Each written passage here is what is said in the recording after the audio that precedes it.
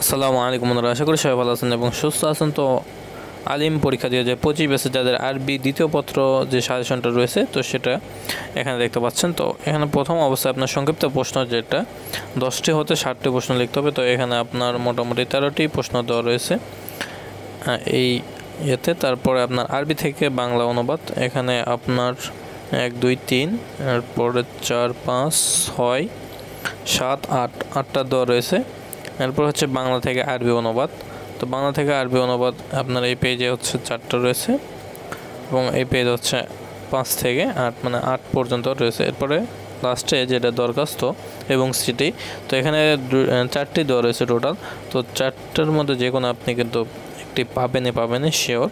এরপর রচনা এখানে আপনার মোটামুটি 4টি রচনা দেওয়া রয়েছে। তবে এখানে আপনার কোরআন রচনাটা ভালো করে লিখবেন, কোরআন যদি আসে সেই ক্ষেত্রে। তো আশা করি সবাই বুঝতে পারছেন। সবাই ভালো থাকবেন, সুস্থ থাকবেন, আমাদের সাথে থাকবেন।